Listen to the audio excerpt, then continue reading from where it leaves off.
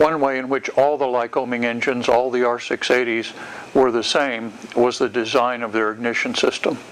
All of them had a single bendix scintilla dual magneto that was driven by a single shaft, which then fed through high tension leads to a left and right distributor, which then distributed the spark out through the individual spark plug leads to the spark plugs. Now, in the beginning, all of the ignition systems seemed to be wired so that the left side of the ignition system fired the front spark plugs and the right side fired the rear. Looking at the early wiring diagrams, they all seem to go that way. Then during the 1930s into the 1940s, you found that there were wiring diagrams that were released that were opposite to that, so that the right side was firing the front spark plugs, the left side was firing the rear plugs. And this confusion continues to this day. There was never a cutoff time. There was never a statement that was made about which engines were to have which style of ignition system. But we found a manual that says the magneto point that fires the right distributor and the front plugs is set at 34 degrees. The magneto point that fires the left distributor and the rear plugs is set at 30 degrees. So that seems to make a statement, at least as of 1942, that they had made up their minds on the right side firing the front, the left side firing the rear. So all of the engines that we build these days have that setup. One other thing that all the early engines had in common is that nearly all of them were unshielded systems. The unshielded magneto fed through unshielded high tension leads to the unshielded distributor caps, which then had 7mm unshielded wire that went out to the spark plugs. Through most of the 1930s, that was the case. On a very few Stinsons, we found shielded systems that were used, but these were highly prized and pretty rare. And it was a very similar system to the unshielded one in that it ran individual wires rather than bundling them together in a conduit. Now, this engine has the bundled wires in the front ignition conduit, and it has the brass leads, and then it has two large conduits that go back through the baffles to the shields on the distributor caps. And as we saw earlier, this is very, very tight. If anything, there are just a few thousandths of an inch between the cylinders and this loom, which makes it nearly impossible to get to the front cylinder base nuts. And so that is not a terribly desirable system for that reason. Unfortunately, this is a system that was produced in great quantity. So this is a system that you would find on the AT-10. This is a system that you would find on the AT-9, and on most of the later Stinsons used this system. So there are a lot of these out there. They will fit either the 225 or the 300 horse, and so a lot of the Stearmans with 225s on them have had this later shielded ignition retrofitted to them. There's a real problem other than just the problem with not being able to get to the cylinder bases on the Stearman installation, and we'll talk about that a little bit later. Let's look at the back side of this. Now, around here on the back side, we have the dual magneto with its high tension lead that comes around to the left-hand distributor, and then the conduit which runs up to that loom, the chrome loom that was in the front that we were looking at. So that's what this late style shielded ignition system looks like. This is the P lead that controls the magneto, high tension lead, and the left-hand distributor. Let me get a screwdriver and I will remove this cap and we'll look inside the distributor. You can see both the interior of the distributor cap and the distributor finger over here. A few things that you should probably be looking for as you're doing inspections in here is there's a carbon brush right here with a spring on it. You can see me depressing that carbon brush and spring. That thing needs to be inspected for wear. It eventually will wear completely down so that there's no carbon brush left, and all it's running on is the brass retainer. The engine doesn't run very well when it doesn't have the carbon brush there.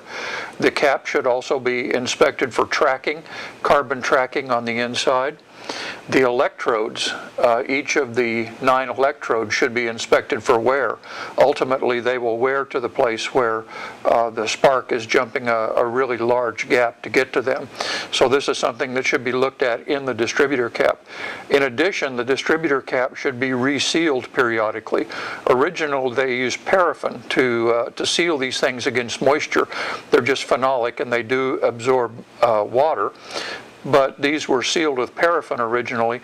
That eventually evaporates out of there. And today we have some really good marine ignition sealers that we can seal this with. You just have to be careful when you use the ignition sealer to mask off all the electrodes, or the engine won't start at all after you seal it. The distributor finger over here has an electrode. This is actually a removable electrode. You can replace that electrode. This is a fixed electrode for the booster coil if you're using a booster coil. But these things should be inspected for wear on the main electrode there. There's a scribed line along this that's a wear line. As long as the wear has not crossed that line, the electrode can be dressed with a point file and reused. Once it has worn past that scribed line, then it needs to be replaced, and there's a screw in here that you can take out and replace that. The finger should also be resealed. You can see how it's shiny. We resealed that with the ignition sealer. And you should also periodically remove these 2 screws. You have to cut safety wire, remove these 2 screws, remove the electrode, and look at the back side of it for carbon tracking and also for cracks, because periodically you do find cracks in these things. Now we can go over to the bench and I can show you a few of these smaller parts in detail and what you should be looking for as you inspect them. Now in this first photo we have a right-hand distributor finger. You can tell that it's a right-hand finger because of the clockwise arrow that is marked on it. All the right-hand distributors turn clockwise, all the left-hand distributors turn counterclockwise. You'll also notice that this finger has 2 cracks near the electrode. Both of those cracks will make this finger unserviceable. And the next photo shows the underside of 2 separate fingers, both of which are cracked. On one of these, the crack even runs around from the underside to the front side.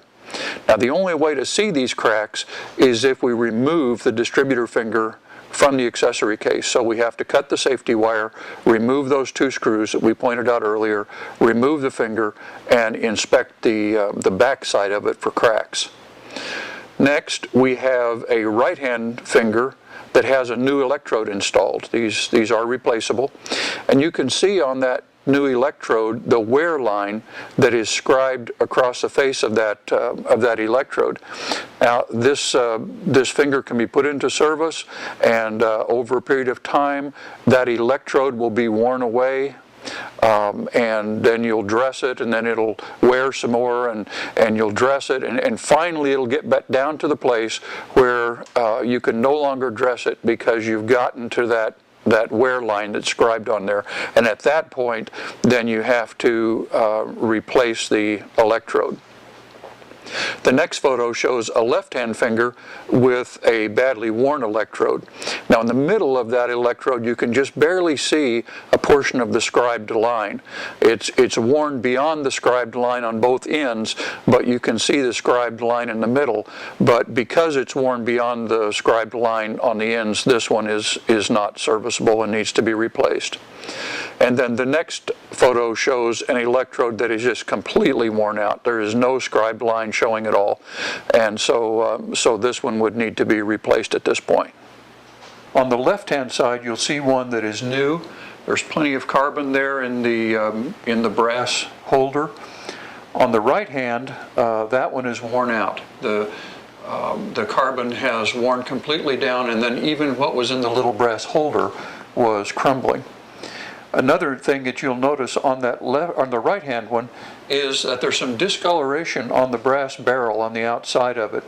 And what that indicates is that carbon and oil were building up inside the distributor cap in that area, and that one had not only worn out, it was also stuck up in the distributor cap. There was so much crud built up around the barrel that the brush itself was retracted up in the distributor cap. So it's very important to take those distributor caps off periodically.